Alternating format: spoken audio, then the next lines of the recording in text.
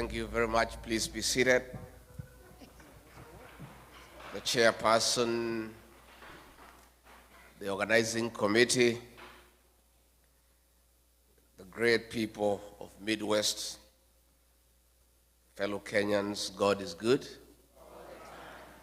And all the time. Nisalimieni kwa hewa. Bwana Yesu asifiwe. Bwana Yesu asifiwe tena. Hi cousins. Hi cousins. Cousins, hi. Hi bros. Hi bro. Hi sis. Hi bro. Hi shemeji. Hi neighbors. Midwest, hi. Midwest, hoi. Asanteni sana. Thank you very much. Let me take this opportunity on behalf of my wife, Pastor Dorcas, and I, and our small delegation, say how delighted we are since our arrival to this great city of Kansas and this region for the very warm welcome all the way from the airport, all the way to the residence where we are staying. We had some dinner last night. This morning we went to President Truman's library and memorial, and it's been awesome. Even as we arrived for this town hall engagement, we want to thank you for the warm welcome. I must tell you from the bottom of my heart that we feel very loved and appreciated. In fact, we are feeling spoiled. You know, sisi tumezoea kukibiswa nyumbani na kasongo na tiagas. So when we have wonderful people around us, full of smiles, loving us, appreciating us, we are feeling on top of the world. I wish I had more time here. Unfortunately, I have to leave early in the morning. But I'll be back. I'll be back. Yeah? I've really loved this city and the people. You are wonderful people. You are very welcoming. I deserve to spend more time with you because it's a rare opportunity. Secondly, let me thank you, our great people from Kenya, for being united, for staying together and loving one another. That is the Kenyan spirit, and that is my wish.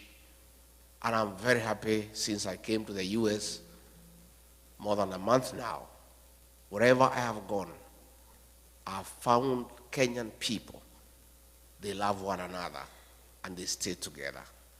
I am very encouraged, and that is the message I'm sending back home, telling our people what I have found in the United States, that our people are one, our people love one another.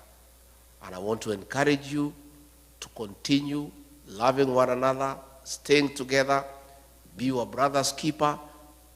Let us hold each other's hand and let us live in peace, harmony, and love, because that is the right thing to do. Why is Rick G in America? Rick G has come to the United States to listen to the ground, because I believe no leader can succeed unless you align with your people. And the only way to align with your people is to listen to them. That is where Kasongo has lost it. He forgot he was elected by people. He doesn't listen to them anymore. And even when there is issues, he doesn't care. He doesn't give a damn. I belong to the school of thought that continuous engagement is a hallmark of good leadership. So I came to the States to listen to the ground.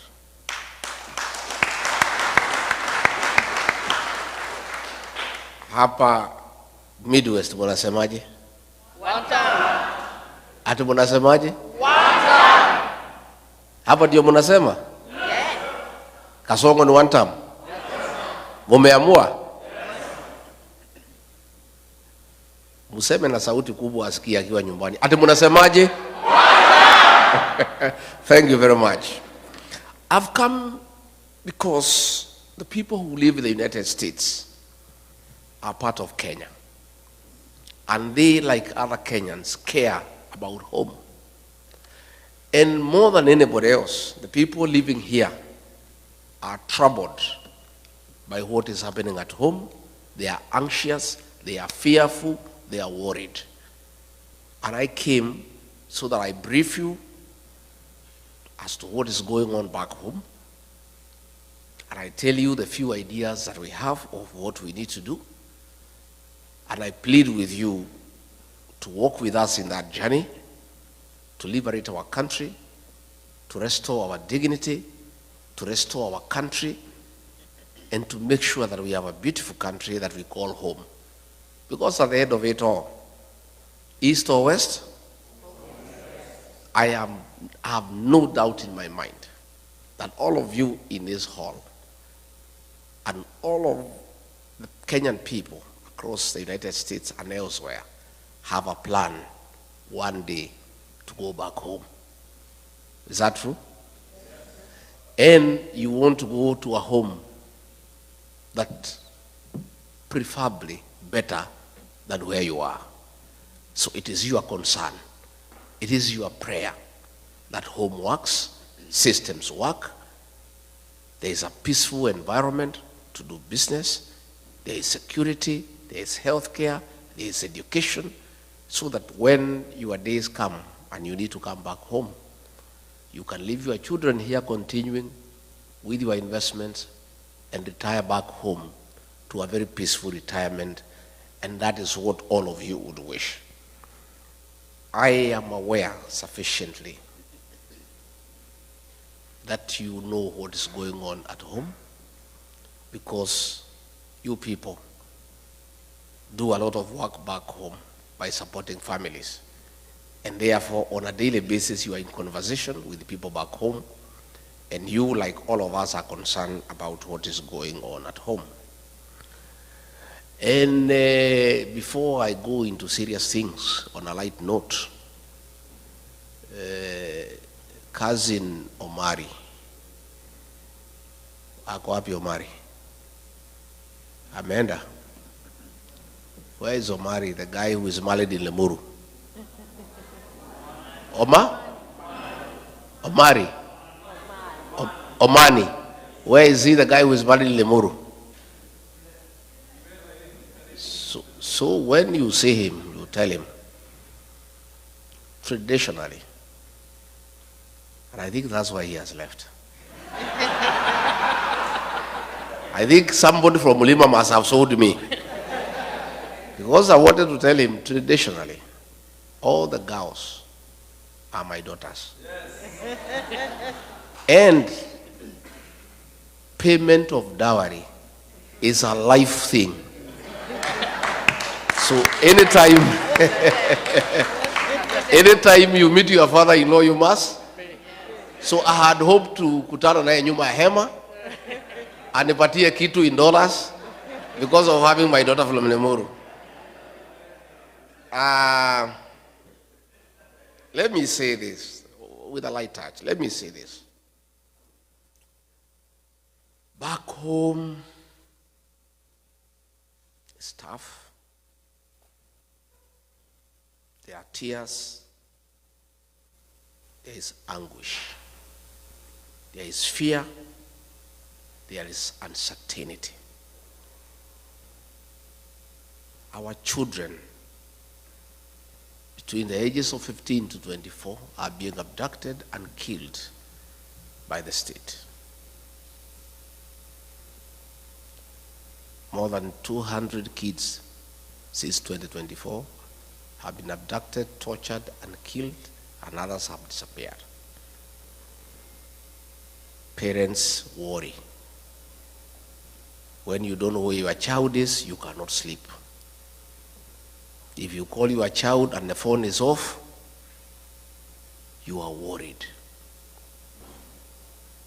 And the situation has been worsened that Kasongo and his boys have now gone berserk, and they no longer fear, and they no longer pretend. The CS in charge of Interior, Kipchumba Murkomen, in broad daylight, gave an order to police to shoot, to kill. A week later, Kasongo himself, shamelessly, in total impunity and total disregard of the Bible teaching that thou shalt not kill, in total violation of the Kenyan Constitution, publicly announced that our children should be shot in the leg.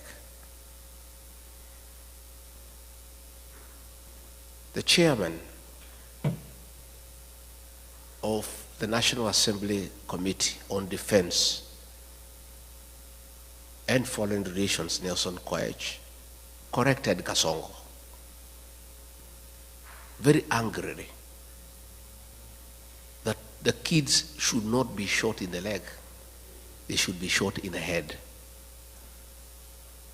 That is the situation we face as a country,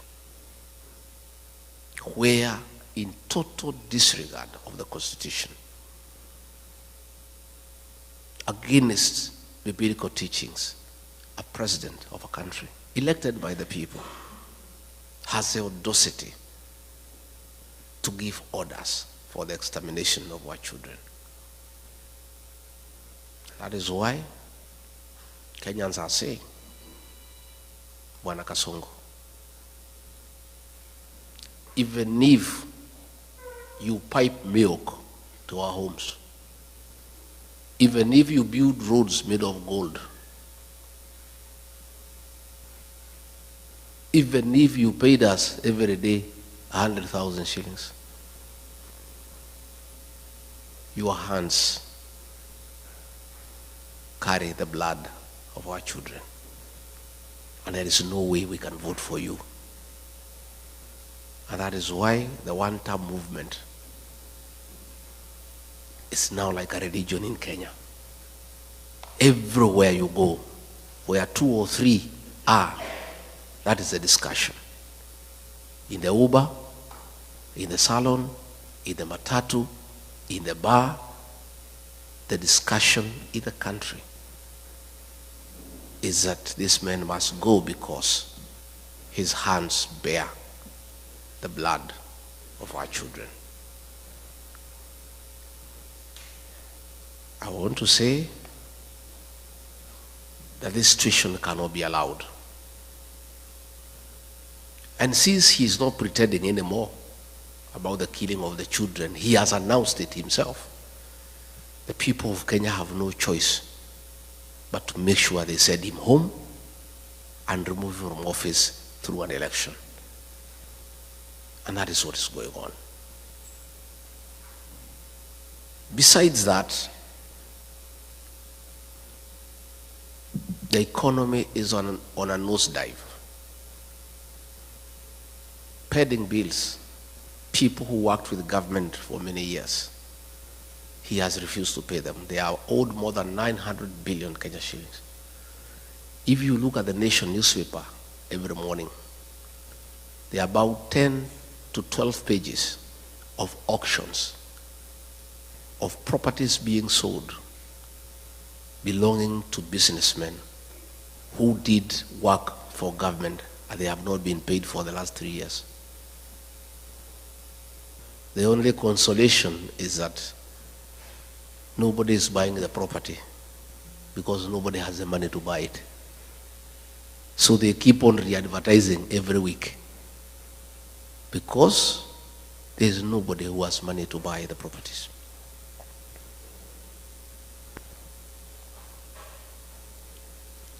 William Ruto found a working education system. President Mwai Kibaki, the third president of the Republic of Kenya, the greatest leader of our time, brought free primary education, and President Uhuru Kenyatta improved it by extending to secondary schools and also bringing 100% transition from primary to secondary school. He found a working university financing model and a help, a working system most of you went through, including I, that he put it aside and brought something that is not working. As we speak, many university students are at home. They cannot access university education. Most principals of secondary schools and head teachers of primary schools are living in fear and in hiding because of being auctioned. The schools are being auctioned because they have not paid suppliers, because money meant for capitation has not been provided by government. So the education system is facing near collapse. The health system, and you people here in America know how important and critical a working health system means to our people. He found a system called NHIF that was struggling but working, that needed improvement. The people at NHIF had come up with a program that needed 800 million Kenya shillings to reform it and make it workable and compliant with the present times.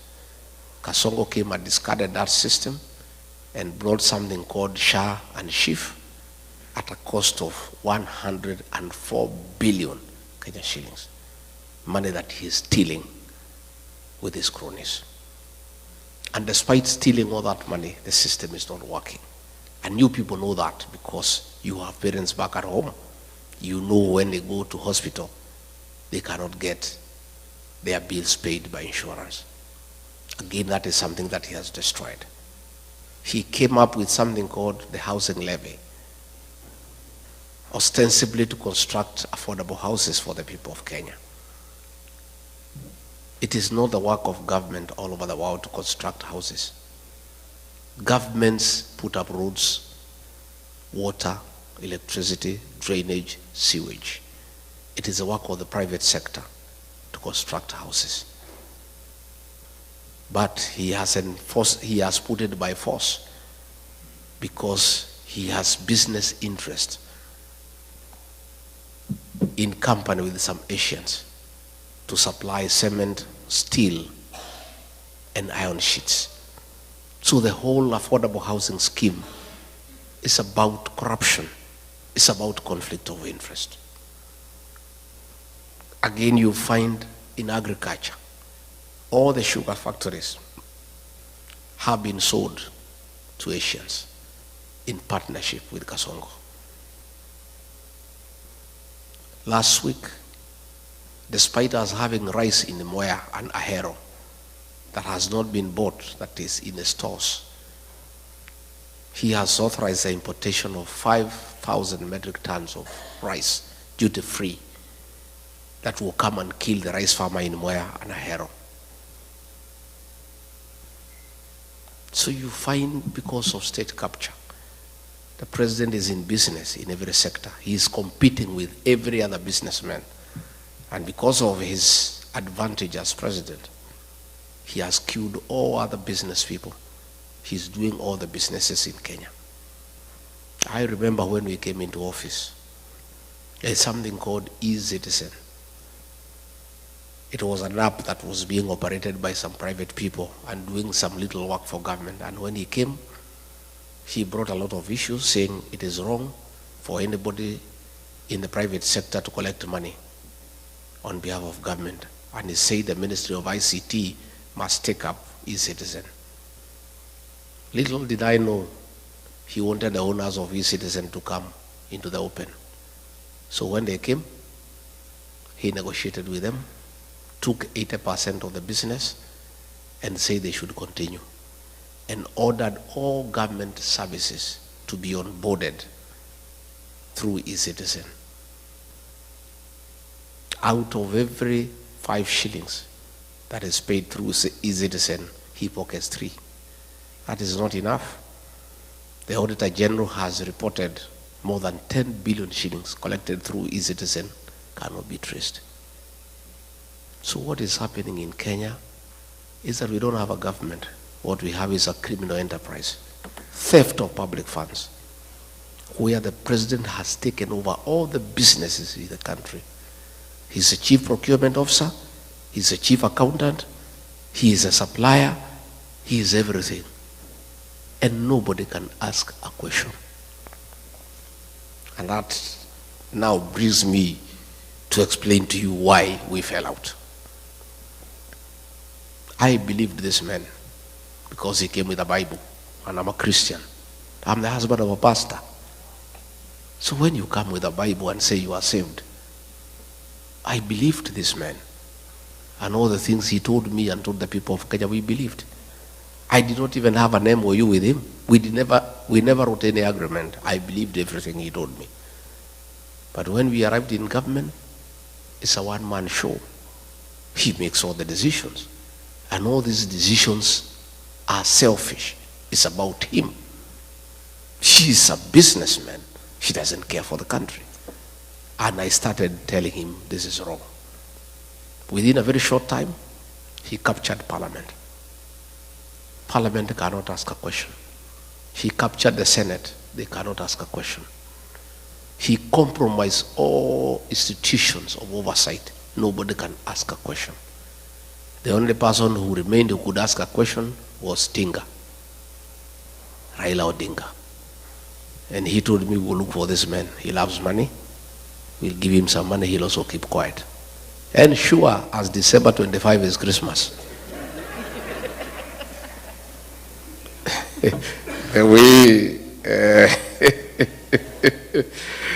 I'm telling you, just as sure as December 25 is Christmas, the way Osinde has explained, the man is eating and hence observing table manners. He cannot speak, his mouth is full. So the two are one and the same. And you know, sometimes we were debating. Okay, William Ruto is a great mistake. It's a mistake we have to live with. We made a mistake. I made a mistake. And I have apologized to the people of Kenya. But what was the alternative? Had we elected Raila Odinga, the same thing would have happened. The two would have crossed ranks. They start eating together the way they are doing today. So we are just saying Kenya was presented with two unpleasant choices. There were two hyenas, but they were different. One without teeth and one with teeth. And I think to a certain extent, President Uhuru Kenyatta was right. Probably we should have gone for the hyena without teeth because it will not finish us in one day. Yeah? Si ingetukula pole pole. Sasa, mimi, regarding Gachagua, decided to go for the hyena with the teeth. And it started with me. So somebody was telling me, much as I sympathize with you, nafikiri ni sawa, hii fisi iko na meno ilianza na wewe. Ndio sasa ikujie si? So yesterday I heard David Morathe saying that Jubilee can support Raila Odinga if they abandon William Ruto. Raila Odinga and William Ruto are birds of the same feather. None of them is an alternative. We must get rid of the two because they are Kenyans' problem. So when he bought Raila Odinga and he kept quiet, then he started stealing everything in the country. Started killing people. And I disagreed with him. And I was left as the only option now to fight for the people of Kenya from within government. Everybody else had been compromised. I was left alone. And I started fighting from within. So when he decided to kill our children, the Gen Z, I said no. And when he insisted and killed them on June 25th, 2024, I went to Mombasa and called a press conference as deputy president and told him off. And that was our parting shot. We never talked again from that day. We would only communicate in messages because I called him out publicly for killing our children. If Rigathi Gachagua was a selfish man, I would have agreed with William Ruto, like Raila. We sit and eat, then we finish the country. Today I'll be a very wealthy man. I would have joined him in all the deals. E-Citizen, we do. Fuliza, we do. Medical equipment, we do. Because he was willing to let me eat so that I keep quiet. He was quite happy. In fact, he told me, we wacha mambo mingi bana. We kuja tukule bana. Hii Kenya ni yako. Hii Kenya ilikuliwa na Kenyatta, bado isha. Ikakuliwa na Moi, bado isha. Ikakuliwa na Uhuru. We, shida yako ni gani? You know? Had I been just another Kenyan, like the Kenyans I see, if I was like Raila Odinga, a selfish person, I would have agreed with William Ruto. I stay as deputy president. I enjoy the privileges. There are many. And we eat. We finish the country. We let the children die. And I just sit there. But my conscience wouldn't allow. I am not a wealthy man, but I'm not a poor person. And I don't need money myself. My children are big, they are working. My wife is here, is a pastor. Nywele yake hata haihitaji 3,000. So, what reason would I had to join William Ruto in a gravity train to finish our country, to steal everything? I said no, and I paid for it, and I'm happy that I became the sacrificial lamb for the people of Kenya.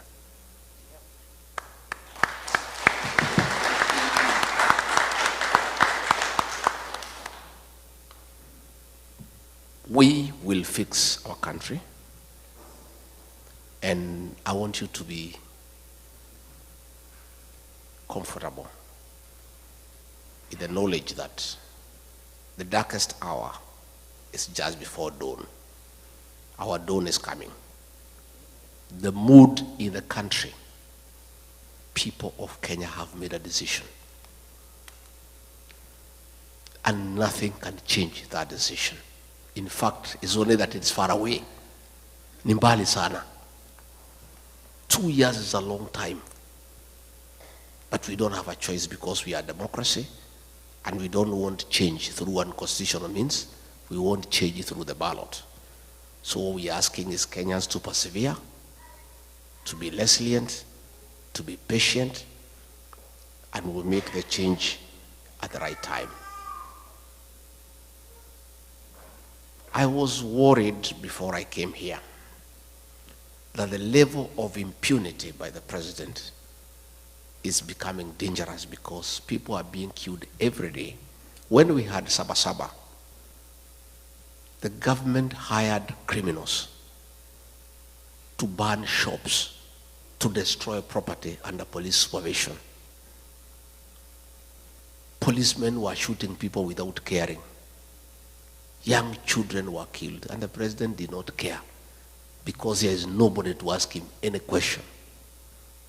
And even when we complain, he doesn't care. I am very encouraged that through your efforts,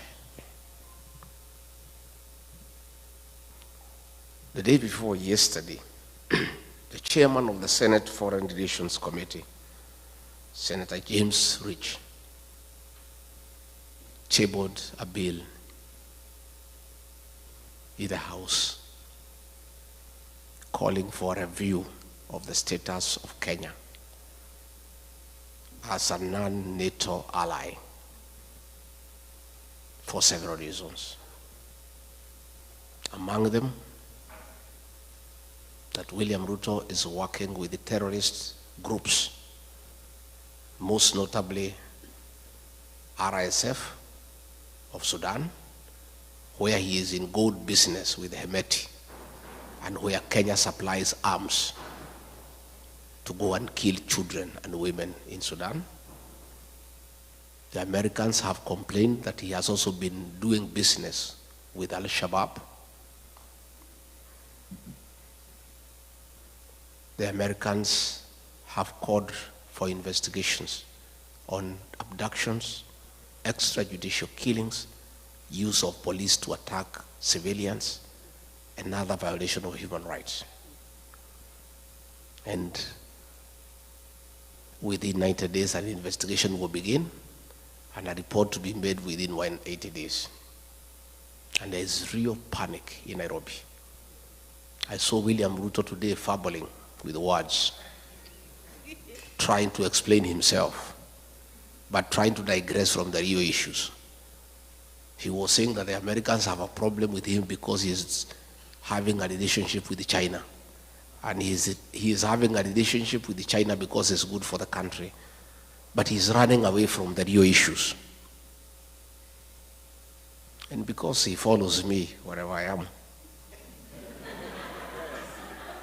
it is good for me to tell him why the Americans have a problem. Not just the Americans, the people of Kenya.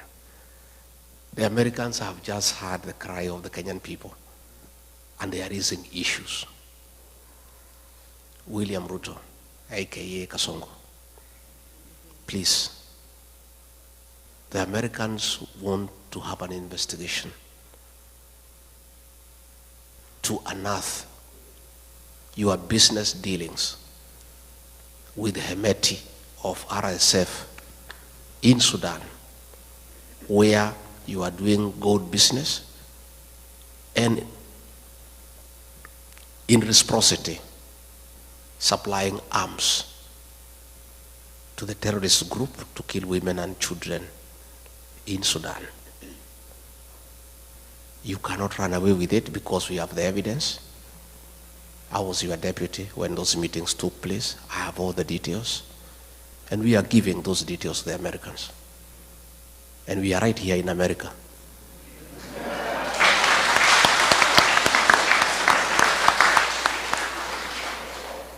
And much as you think we are stupid, don't just think we are just here, just moving around. We are also here to put the Kenyan case to the American government and to Congress and to the Senate.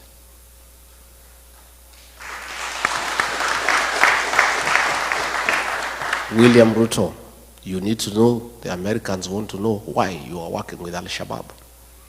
Why, when you are in Mandera, you met 3 leaders of the Al-Shabaab militia at night to discuss business with them. They want to know why. They also want to know why you have removed the requirement for vetting of non-Kenyans before they are given IDs. The Americans are concerned that suspected terrorists will be registered as Kenyans and they will find their way to America and the rest of the world and create terror in the world. Your decision to suspend vetting of foreigners before they are given registration in Kenya is a threat to world security. And not just the Americans are concerned, Kenyans are concerned too. And this you must answer. You cannot endanger the security of the world because of your business interest. It is true you are doing business with Al-Shabaab, but you cannot endanger world security. The Americans also want to know why, against the Kenya Constitution, you have become the worst violator of human rights in Kenya. Why are you abducting young children? Why are you killing young children? Why did you abduct American, Turkey nationals of American origin who were abducted and disappeared? These are things that are in the radar of the American security system. You can play around with people in Kenya But you cannot play with the American government. They have you on the radar. And the evidence is everywhere. And you cannot run away from it. So please, don't hide behind China. The issues you need to confront are well known to you. That you have compromised world security in pursuit of business interests. And this time around, you will not escape. You may push people around in Kenya. You may harass everybody in Kenya. But I don't think you have the capacity to harass the American government. And they have you under the radar. You can run, but you cannot hide. Your day is coming. I want to say that the evidence is there. The shoot to kill orders by Kipchumba Murkomen, he cannot deny. Your own order of shooting people in the leg, you cannot deny. So even if you get the PS for Foreign Affairs to issue statements, the evidence is everywhere. And you must be held to account. In fact, the other day when I was here, I was with some senior American leaders last Sunday. And we were watching live a meeting taking place in Muranga, where policemen were beating leaders and they were protecting armed goons. And these American leaders could not believe that it is possible for policemen to attack civilians. They could not believe it. They could not believe that policemen can escort gangs to beat civilian population. William Ruto, that evidence is here in America. And there's no way you can run away from it. And those things will come to light. On that matter, let me appeal to all of you. In your respective states, you have senators, you have elected, you have congressmen, you have elected. Please tell them about Kenya. Tell them to support this bill when it comes to the floor of the House.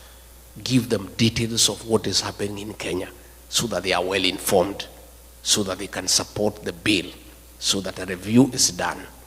And our request to the American government and the American people, please don't punish Kenya because of the atrocities of William Ruto. Don't withhold military aid to Kenya. Don't withhold sharing of intelligence with Kenya. Don't withdraw all those facilities that come with that privilege of being recognized as an ally of the NATO states.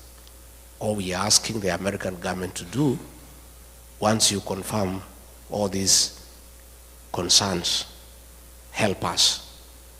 Don't have sanctions against the people of Kenya or our country. Please, just do the right thing. Impose sanctions on William Ruto as a person, never to come to America.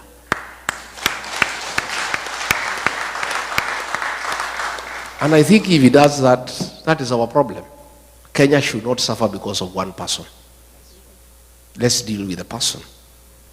And I think if the government here can impose sanctions against him, that he cannot come to America and he cannot go to other states that work with America, our problems will be sorted instead of punishing the country because of the actions of one person. Diaspora people,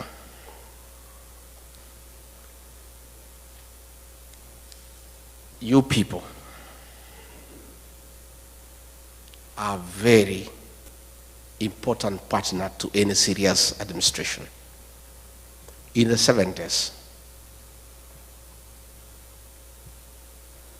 coffee was #1 foreign exchange earner for our country. In the 80s, it was overtaken by tea. Tea became #1 foreign exchange earner for our country. In the 90s, both coffee and tea were overtaken by tourism, and it became #1 foreign exchange earner. But as we speak today, all those have been overtaken. the #1 foreign exchange earner for our country, Kenya, are remittances from the diaspora.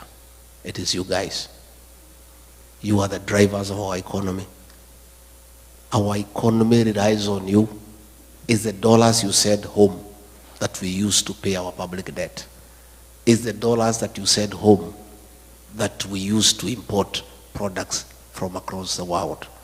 It's the dollars that you send home that are running our embassies. Hence, you are a very important stakeholder in the economic development of our country. For those of us who rear dairy animals, the dairy cow, for it to give you milk, you must look after it. And if you don't, it will refuse to give you the milk. You must give it hay, you must give it dairy meal, you must give it lucerne. Nowadays, at home, we are supplying mattresses for cows to sleep on so that they don't feel cold at night. And some farmers are going to an extra mile to make sure the cows are happy and they produce milk, of playing country music of Ken Rogers and Don Williams to the cows so that they can produce milk.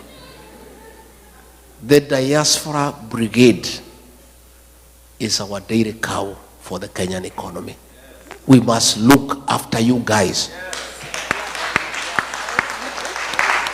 And there is no way you guys are going to send your own money home for Kasongo to steal it.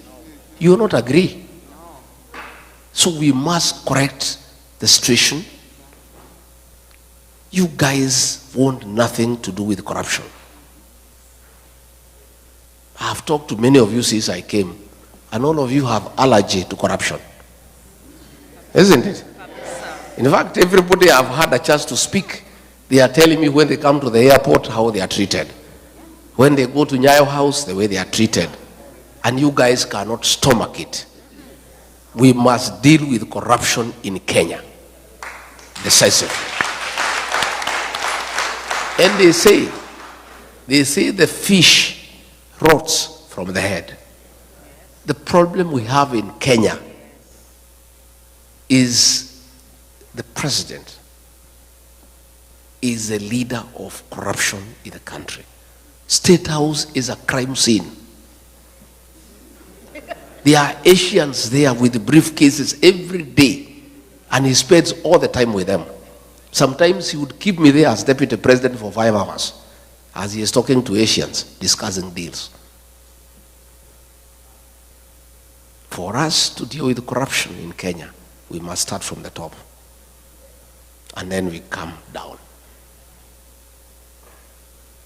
You guys must bring your money back home. Our country should stop borrowing money from other countries and borrow from you because you have the money. But you can only give us the money if you are sure we'll give it back to you, and if it will be spent prudently for the benefit of the country. And those are the things that we want to form the government together, so that we can have very practical programs that satisfy what you want. I have said, and I said in Texas, that you guys, going forward, working with us when we form government, we want you to form a very strong diaspora bank for your money, for your investment here, with branches in Kenya and all over the world. You guys have sufficient capital to start a big bank, and you have the right personnel to run that bank professionally. And you see what will happen. If you have a diaspora bank with branches in Kenya, all the properties you have bought in Kenya, you'll use them as collateral to borrow money from that bank and invest here in America. But as it is today, all the plots and the land you have bought in Kenya cannot help you, because you are borrowing here from the banks here, and they cannot accept Kenyan titles. Again, we need a discussion with you guys on how we vet developers, and people who build houses for you and who sell you land, so that we eliminate the crooks who keep on conning you from time to time. We want to have a conversation that it is immoral and wrong to have double taxation. You cannot be taxed in America. After paying your taxes from your savings, you send money back home and then it is taxed again.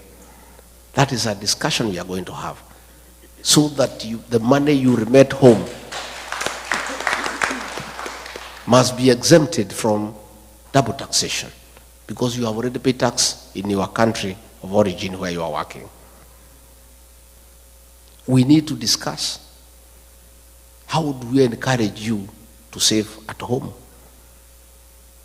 Can we have an incentive-driven package where we give you an interest rate that is higher than what you have here in America, so that you have the motivation to save your money back home, so that this money can be available for on-lending to other people and for government work, and your money is earning higher interest than your country where you are working. So I'm saying, I have come to start engaging with you. I don't want to engage you when we form government. I want to start this engagement mapema. So by the time we form government, because we are going to form government, already we have a plan in place for implementation. And that is why I want to create a mechanism for engagement with you people the way we are engaging today, so that we have a way we shall be engaging, so that you tell us what you want us to do. We also benefit from your experience in a country that is working. Devolution here is working.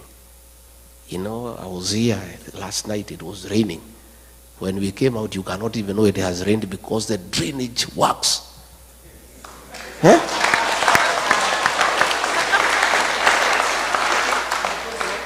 Kwetu ikinyesha, hata hutaki kwenda nyumbani. Because you are sure you need a mkokoteni to take you to your car. You know, we were here and it rained very heavily. By the time we went outside, you cannot even know there was rain. We need to learn from the best. And that brings me to the question of the involvement of diaspora in running government. It is my intention that we work together so that you are part of us and you become part of the decision-making process, so that we benefit from your experience in a country where things are working. To start with, the embassies across the world, it is my conviction that we'll get the best service, consular services, if you have people who have worked here in America for 30, 35 years running our embassies. Yeah?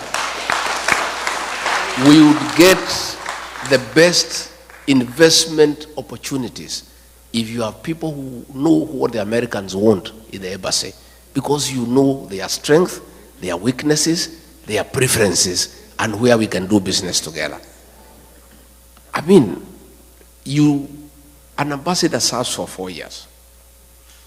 So when you appoint a politician from Nairobi to come to Washington, he takes 1 year for us to know his way around here. Exactly. True? True. First 1 year. Yes. Where do I take my children to school, hospital, nini, 1 year imeenda. Second year, start making friends with the Americans here. Imeisha. Mwaka ya tatu, kujua Wakenya wanakaa wapi. Before he can even now start working, he is on his final year. Isn't it?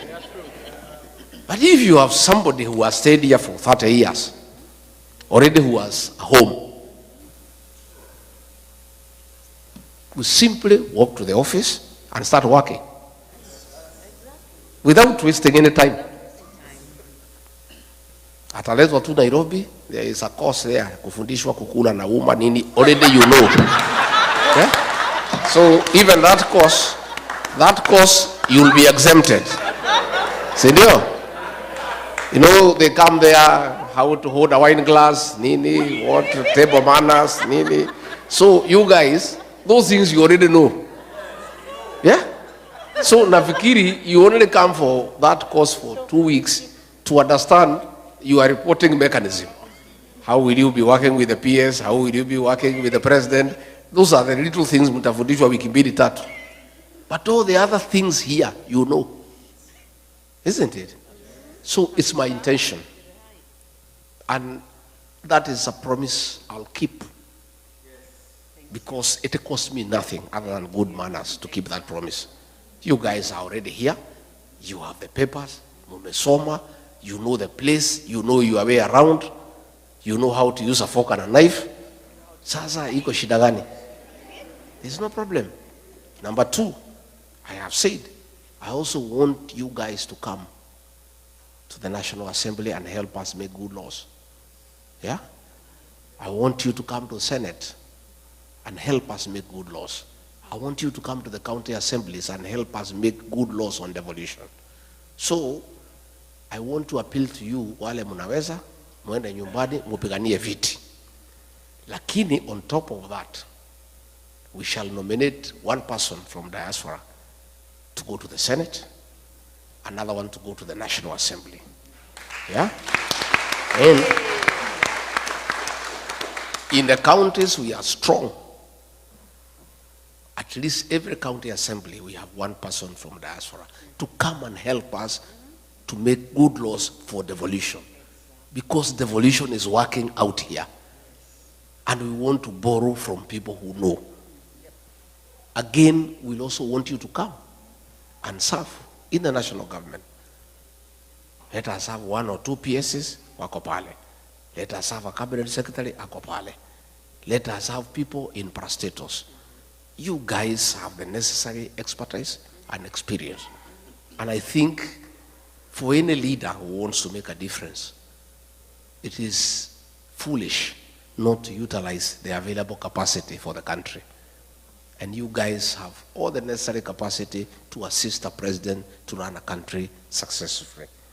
So these are things that we want to do, and we'll be able to help each other. Again, I said when I was in Texas that we'll have to add 2, 3 consulates across this large country to help. I think asking everybody to go to Washington or Los Angeles is a bit too hectic. So we'll add 1 or 2 or 3.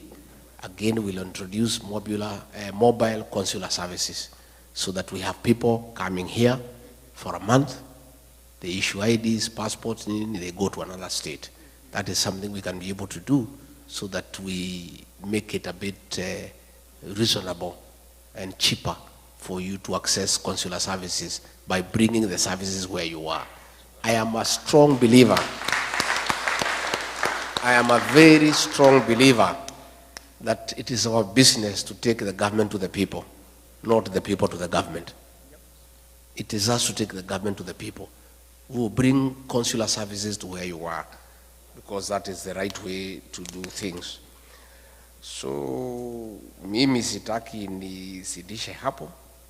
I want to say, because I have found a few questions that have been written here, I'll go through them and I answer them, because I believe in participation. I don't believe, like Kasongo, in praise and worship. You know, the government he runs is praise and worship. We have some very funny characters there. You know, whatever they are told by Kasongo, I don't know what happened to their brains. If the MP for Kikuyu is told by Kasongo, go and insult Pastor Dorcas, anaenda anachukua microphone na mtukana. I saw another lady from Murang'a. Anaambiwa na PA wa president. Anaparade yeye mbele ya umati. Anaambiwa asunguke. I don't know kama mliona. Ati huyu mama si ako sawa. Si asunguke, muangalie vile anakaa. Anasunguka. Huyu mama si ukiwa na yeye kwa kitanda utaamuka vizuri. You saw that woman? Yes. You really wonder what happened to our leaders. Ni kurogwa ama ni ujinga ama ni zote mbili? Eh? I can't understand. I don't understand what has happened to our leaders. Somebody ameuliza sijui ni nani, what is the game plan? You are impeached, so you won't run or otherwise. Nani ameuliza hiyo? Somebody ameuliza hiyo? Let me explain. Gachagua is a presidential candidate. And nothing stops me from running. The Kenya Constitution says the right to vie for office is absolute. And you can only be stopped from running if you have been convicted. And even if you have been convicted, you cannot be stopped unless you have exhausted all the available mechanisms of remedy. Last year, 2022, the Honorable John Weluke, before the elections, was convicted for 74 years for theft. You remember? Yes, we do. And he went to committee, and he was given bond pending appeal. He appealed to the Court of Appeal. And as the case was going on, the elections were there. And he went and ran, and nobody stopped him, because you can't. And he won. Later on, the appeal went through, the conviction was quashed. Had he been denied a chance to run because of the conviction by the High Court, and then later on, he is let to go, his rights would have been violated. I underwent a very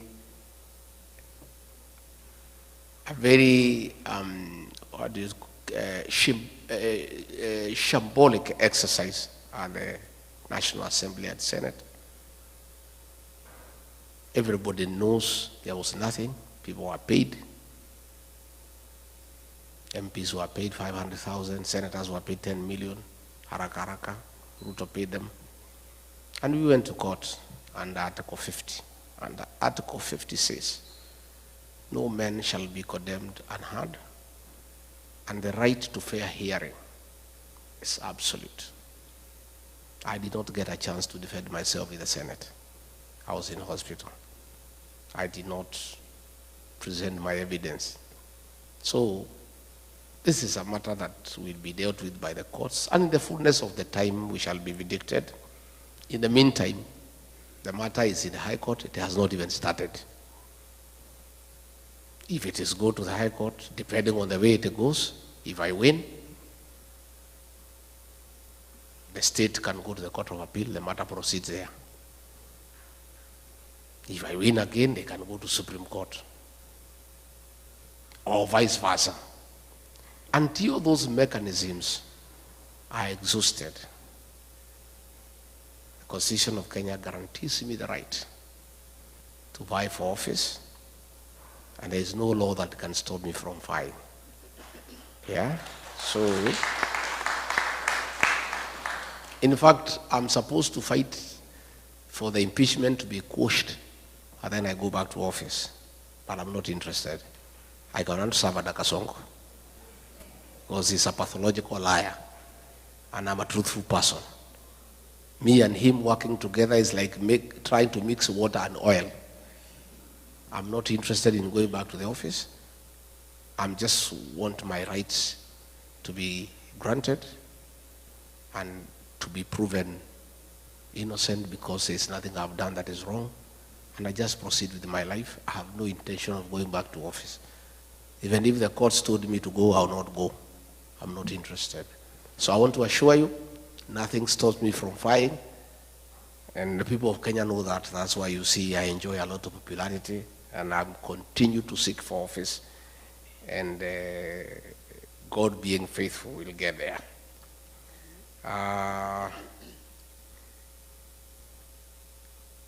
now that you are teaming together, do you have a very strong candidate to face Ruto? Because we can't stand another 5 years of Ruto regime. Jackson. The second question, the second statement is true. We cannot stand another term of Ruto. Because if he is telling policemen to shoot people and he still wants our vote, what if we elect him and he doesn't need the vote? He'll shoot us himself. True or false? Yeah? Do we have a strong candidate to face William Ruto? What a question. Si niko hapa Jackson? Niko. We are there. Don't worry. We have a big team and we have agreed between me, Stephen Kalonzo Musyoka, Dr. Fred Matiang'i, Eugene Wamalwa, George Natebea, and Mother Karua. And anybody else who wants to join us, Ata Omtata, whoever. Hatujafunga na hatuwezi funga. Kila mtu atafute kura zake. Tutakuja kuketi hapo nyuma. Tutoe mtu mo? One person. And me, I have committed publicly, and I want to repeat, that if that formula does not favor me, it favors Kalonzo, or Matiang'i, or Eugene, or Mother, or Natebea, or whoever, I, regarding Gachagua, and my supporters will support that person unconditionally.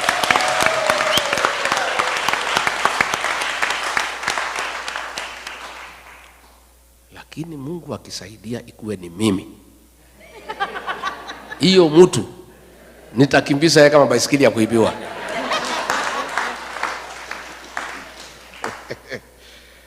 So, plan for the upcoming generation and Gen Zs in matters concerning unemployment is true. We've got a plan. William Ruto says we have no plan. We have a plan. It's only we don't want to bother with him. Because why does he want to know our plan? Our plan first is to remove him. You know? And you guys will play a role. The way to create employment for our country is to create manufacturing as a pillar of economic intervention so that we can create jobs and widen the tax bracket. And one of the ways to do that is to give incentives to direct foreign investors and even you guys. We can say, for example, anybody who starts a factory in Kenya, or a cottage industry for that matter, we can give you 5-year grace period not to pay any tax so that we give you an incentive to come and start a factory home and create employment. And then we can collect money in the pay as you earn from the employers. So we have got a good plan that we must encourage people to come and start factories, to start cottage industries. Again, we want to do a lot of expansion in agribusiness in northeastern Kenya, in northern Kenya, by having water for irrigation so that those farms become arable and they'll create a lot of employment. Again, we have a team of people now who are working on our manifesto, and in the fullness of time, we will be able to see what is that we have to offer. Banking for diaspora, I've already said. Health, food where using GMO, yeah. That thing was brought by William Ruto, and it's something that we are opposed to at home. We have our farms that we can do organic farming. We don't need GMO in Kenya. It's unnecessary, you know? And these are things that were done hurriedly without proper research, without looking what are the health implication and what is it for our country. Because we can produce enough food for our own consumption and surplus for export. We don't need to import GMO from America or from anywhere else. We'll do our own organic farming in Kenya. If elected, how do you deal with corruption? Paul Bogwa, I have said, we have to start from the top. And I think I have demonstrated to the people of Kenya that I'm not corrupt, and I cannot bed to corruption because I had the opportunity to do so. I was already on the eating table with William Ruto. He invited me, we eat together. I declined, and I lost a job for refusing to eat. So I don't think I can change. When I become president, I go back to the same table to start eating what I rejected. I think we want to live like America here. Live on your sweat. Just work hard, earn an honest pay, and live well and honorably and fulfilling life. If there is somebody here who wrote, I don't understand what he meant. Dicho, you said, if yes, how often do you check on each other? If no, since when did he become your enemy? John Dicho, what do you mean by that?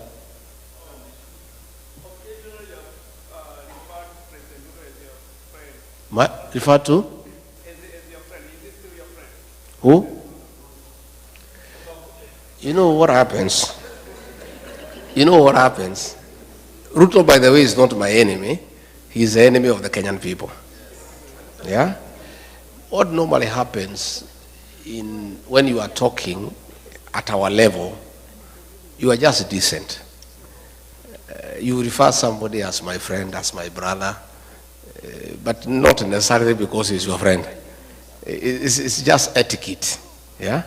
It's just etiquette. I have no enemy. I have no issue. I am not vengeful, but I'm responsible. William Ruto is not my enemy. He's the enemy of the Kenyan people. And the Kenyan people will have to deal with him in a decent manner through the ballot. Yeah? So there is nothing personal. There are no hard feelings. It's simply about our country that we cannot allow it to go to the dogs. And we need to get rid of him.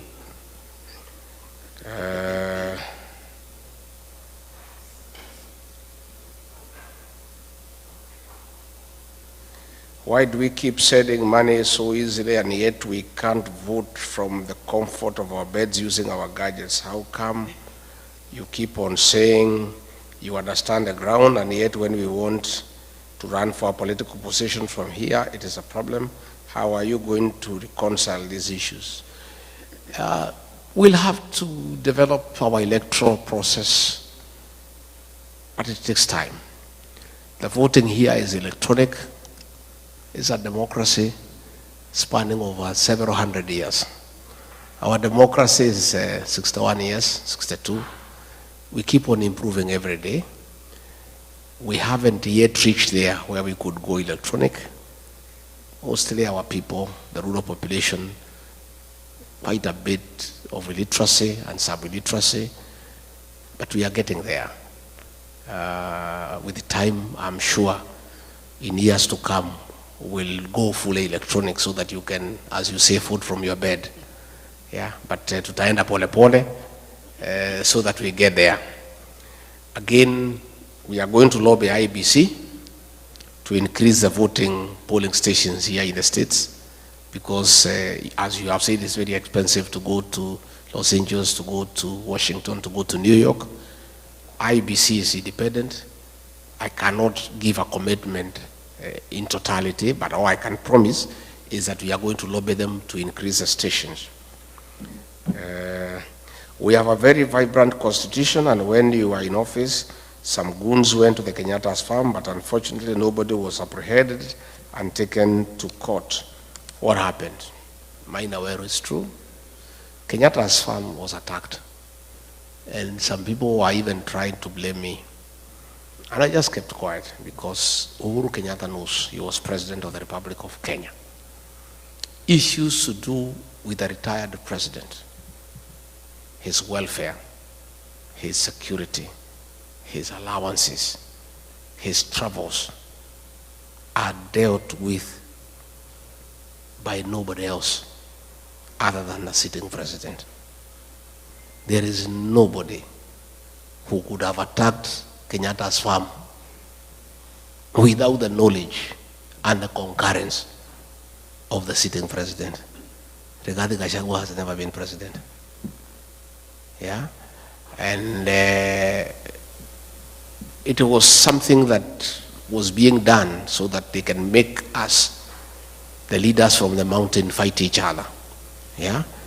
His security was withdrawn, that of his mother, and they were trying to say, no, he's a deputy president who ordered the withdrawal of the security of President Kenyatta. How? There's nobody. Even today here in the US, matters to do with the former presidents will be dealt by the president himself.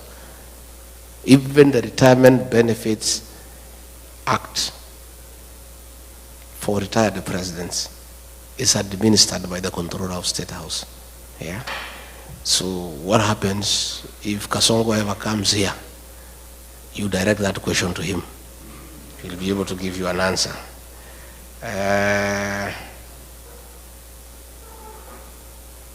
James Waite, how will the new Kenyan administration address historical injustices so that the country can move forward? It's true. I said yesterday in an interview that was done by Jerry that we already have a commission on restorative justice. And when we form government, we'll appoint a judicial commission of inquiry to inquire into the killings of the Gensis and other people who have been killed and harmed, so that those who did it can be brought to book and they can be given compensation.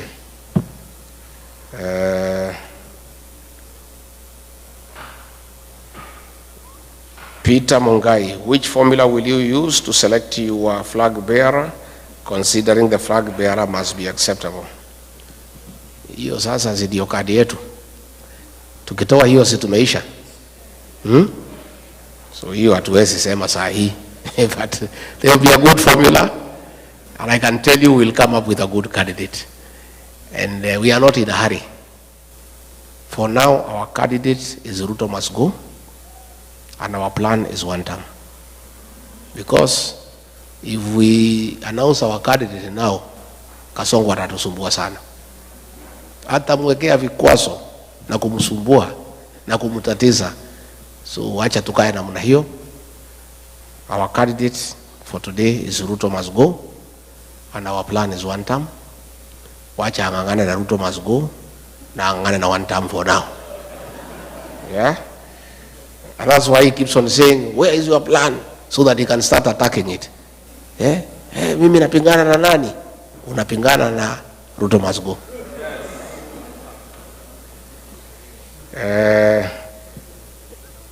There is so much looting of e-citizen. That one I've already answered. I've told you, you are asking what will happen about recovering money that has been stolen. This money will be recovered, I can tell you. You have seen agro-leasing that happened in 2003. The High Court has ordered that those people must be tried.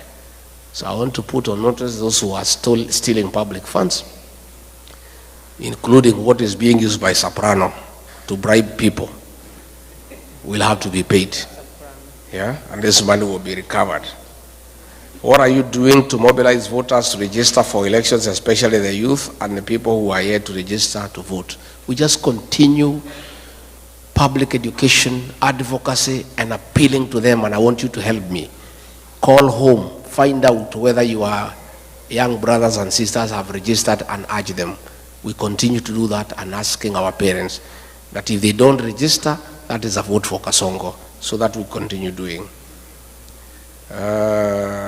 What is the solution to be executed immediately after the government is removed from power, so as to save an employment situation in the first year? Employment imesema tayari. What is your vision to achieve more equitable distribution of resources and positions and overall more fair society? You know, resources must follow people. I believe in a very fair formula to distribute resources, with population being a very important factor, followed by poverty index so that we have fairness and equity. So once we follow the principle of population as a basis for resource distribution, you get a lot of fairness. But we also take into consideration areas that have been marginalized and with a very high poverty index so that they get some rebate so that they are also not left behind. What are you guys doing to agencies into believing there is a plan beyond one term? Francis Chege, we continue to engage the agencies. This morning I talked to about 100 agencies on phone, and the agencies are aligned that we don't just want them to vote for us and we do things for them. We want them to be part of the decision-making process by coming to the table so that we get solutions together. And I can tell you they are believing us because, like, when I fought for them, when Ruto was killing them, they believed me. Anytime I talk to them, they listen to me because I've already demonstrated my respect for them and concern for them. Now the IBC commissioners have been put in place. How do you ensure elections not a repeat of 2022? That is Lucy. It's true. We continue to engage and we'll create enough mechanisms to make sure that we have quality agents. The veracity of an election is determined by the quality of agents in every polling station. It's very difficult to interfere with an election because when votes are cast and counted in the polling station results are final. That is where you must have good agents to make sure that all the activities around the polling station are above board. The rest in Nairobi is a purely mathematical exercise of adding numbers, but the polling station results are final. So what we are investing in is quality agents, and in my party, the DCP, I'll work with agencies so that they are very alert and they can also assist us in documenting through their smartphone on Form 34A so that the outcome of the results is well captured and stored. Thank you very much. I think those were the questions. Yeah. I think we have tried. Finally, we belong to the citizens for democracy, DCP, Democracy for the Citizens Party, DCP, and I invite you to become active members and support that party as your party. By preaching its ideology and availing resources to support your party.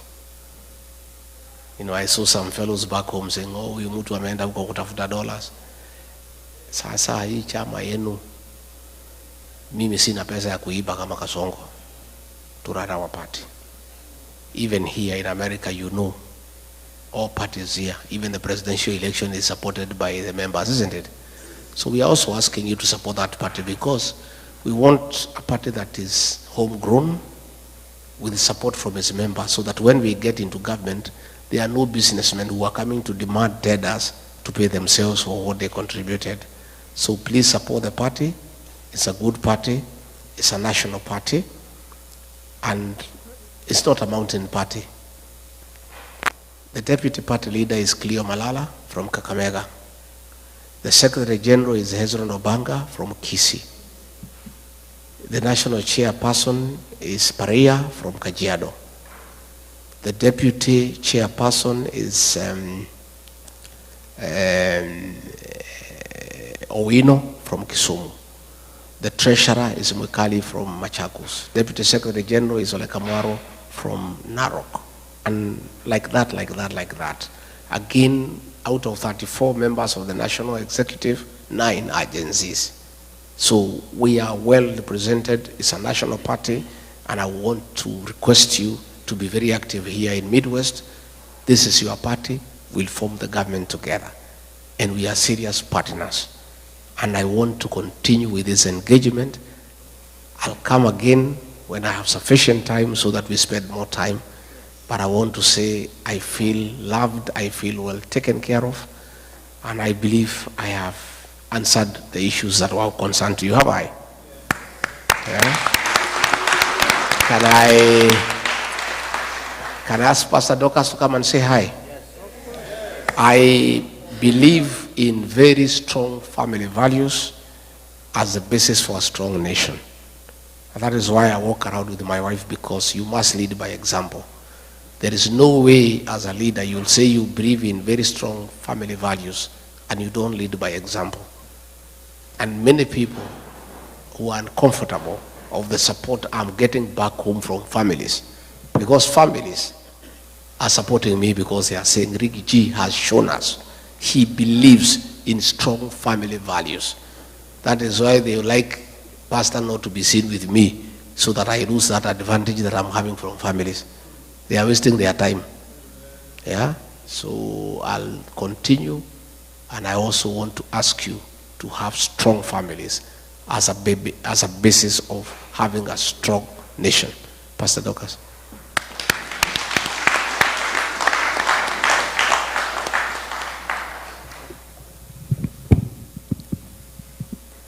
Thank you very much, the People's Deputy President.